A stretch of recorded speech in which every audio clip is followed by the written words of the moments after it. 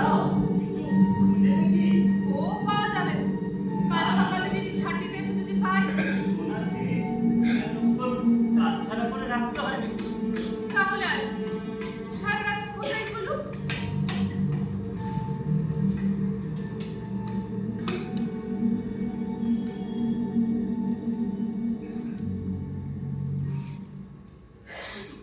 দাও, আবার কি চাই? আংটিটা পরিয়ে দিই।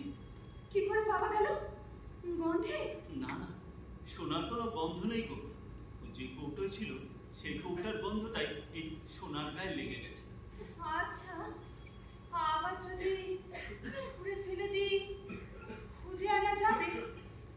যদি বারবার ফেলি, 10 বার ফেলি, খুঁজে আনা যাবে?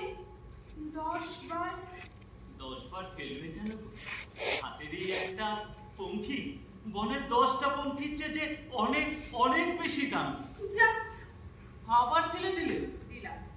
আবার কোথায় খুঁজি বলো তো? এবার খুঁজে আনতে পারলে তবে ওস্তাদি বুঝবো। আমি আমি দেখছি।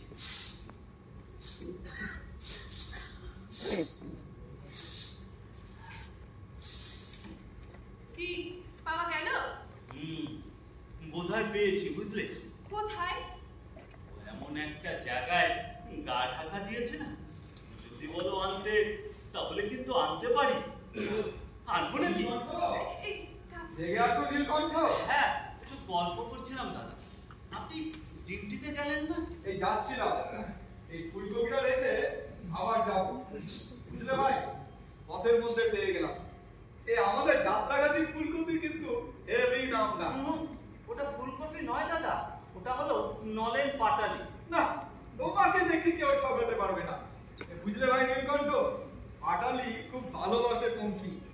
পুড়িয়ে যাবে বলে চিবিয়ে খায় না, একদলা মুখে পুড়ে গাল ফুলিয়ে ঘুরে বেড়ায়। তাবুদা। থাকবে থাকবে, টাক দিবে, মজুদ থাকবে। আপনার পঙ্খির কোনো অসুবিধা আমি হতে দেবো না দাদা। তা আমি জানি, তবে কেন বলতে পারবো না। প্রথম দিনই আমার মনে হয়েছিল এই যে তোমার কাছে সুখে থাকবে, এই ভালো কথা ভাই। একটা কথা জানার বড় লোভ হচ্ছে, এই যে তোমার হাজার হাজার গন্ধ চেনার ব্যাপারটা, যা কিনা মানুষে পায় না, সেই গন্ধ তুমি পাচ্ছ।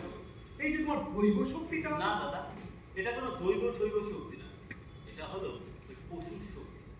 ভাববেন না আমি আপনার সাথে কোনো চালাকি করছি। রাস্তার কুত্তারও এই শক্তিটা আছে।